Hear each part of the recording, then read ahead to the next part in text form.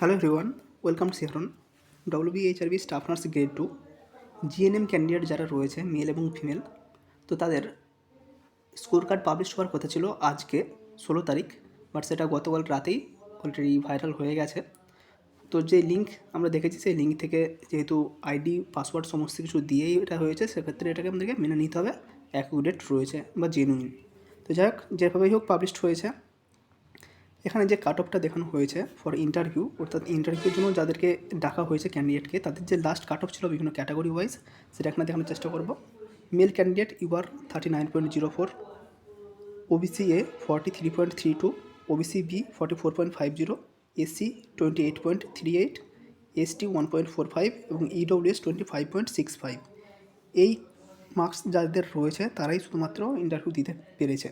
এবং ফিমেলের ক্ষেত্রে হয়েছে UR 44.12, OBC A 44.12, OBC B 48.87, SC 39.69, ST 33.50 এবং ইডব্লিউএস 29.80।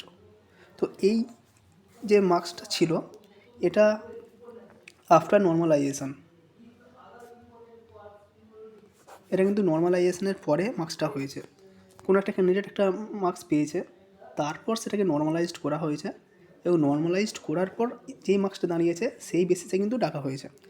র মার্কস অর্থাৎ 100-র মধ্যে আমরা কত পাচ্ছি সেটা, বা সেটাকে 85 দিয়ে গুণ করে সেটা কিন্তু সাজানো হয়নি, পুরো মার্কস নর্মালাইজড হয়েছে।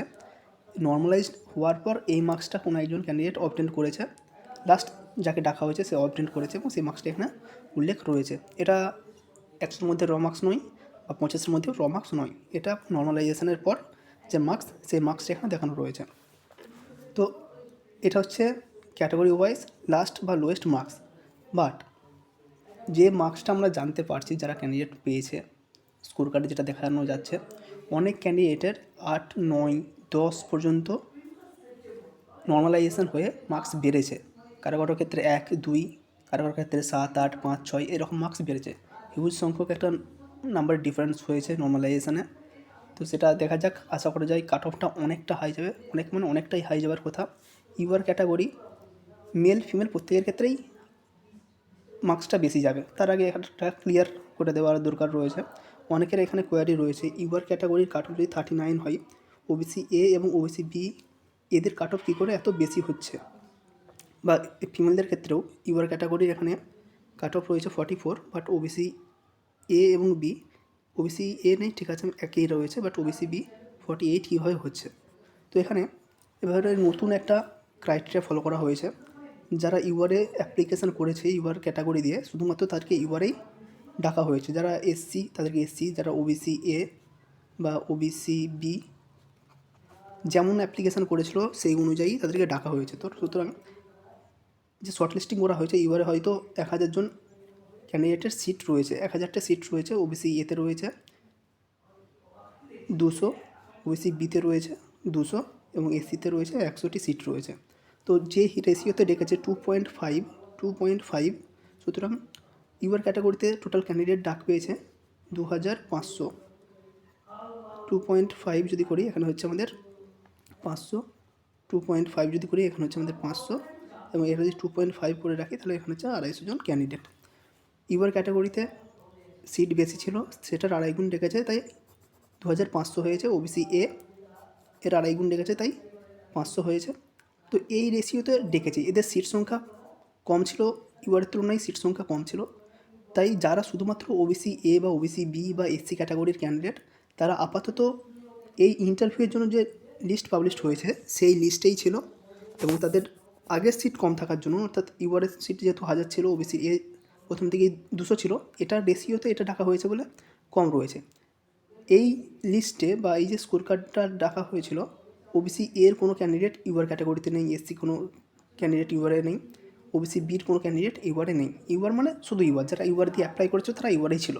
বাট পরবর্তী যে লিস্ট পাবলিশড হবে, যেটা মেরিট লিস্ট পাবলিশড হবে, সেখানে ইউআরের মধ্যে সবাই ঢুকবে, OBC A B SC ST প্রত্যেকেই, যাতে বেশি নাম্বার রয়েছে তার প্রত্যেকেই ইউআরে ঢুকবে। বাট ইন্টারভিউয়ের জন্য যে লিস্টিং করা হয়েছিল সেখানে যে যার ক্যাটাগরিতেই রয়েছে, কেউ অন্য কারো ক্যাটাগরিতে ঘুরতেও যায়নি, দেখতেও যায়নি, কিছু করতেও যায়নি। বাট পরবর্তী যে লিস্ট তৈরি হবে সেখানে কিন্তু থাকবে। এবার যদি আমরা এক্সপেক্টেড একটা কাট অফ দেখি, ইউআর মেল ক্যান্ডিডেট যেটা মনে হয় 66 থেকে 67 ইউআর ক্যাটাগরির কাট অফ থাকবে। এর কম হওয়ার চান্স কম। আমাকে জানতে চাওয়া হলে বা আমার যদি মতামত দেওয়ার চেষ্টা করি আমি, এখন আমি আরও 1+ রাখবো, আরও 1 বাড়তে পারে, কমবে না।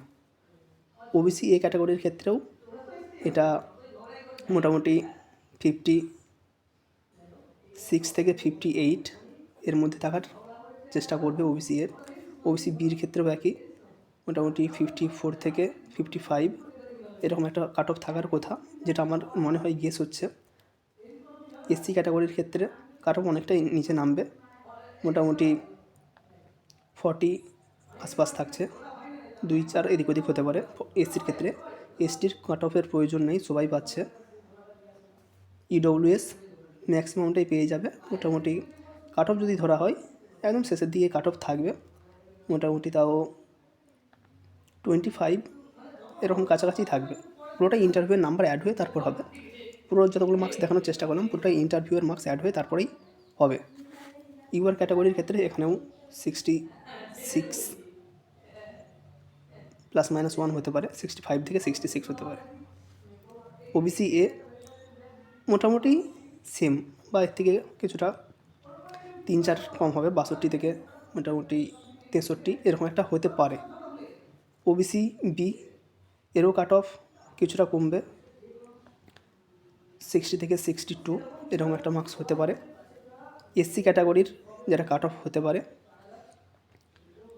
48 থেকে 50-র মধ্যে একটা থাকবে, কারণ এখানে সিট কিন্তু খুব একটা বেশি ছিল না, সেই অনুযায়ী ক্যান্ডিডেট রয়েছে। এখানে এসসি ক্যাটাগরির কাট অফ 40 বা তার আশেপাশে থাকলেও এটা আরও কিছুটা কমলেও কমতে পারে।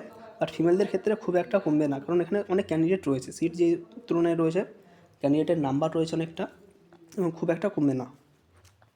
এসটি ক্যাটাগরির কাট অফটা অনেকটাই কমবে, 30+ এরকম একটা থাকবে। ইডব্লিউএসের ক্যাটাগরির কাট অফ মোটামুটি 42 বা 40 এরকম একটা মার্কস হতে পারে। তো দেখা যাক, আর 12 থেকে 24 ঘন্টার মধ্যেই পুরোটাই আমরা জানতে পেরে যাব কী হচ্ছে, কতটা লিস্ট পাবলিশ হচ্ছে এবং কাট অফটা কতটা হচ্ছে। এটা একটা মনের মতো দিয়ে রাখলাম, দেখা যাক ম্যাচ করে কি করে না। Thank you.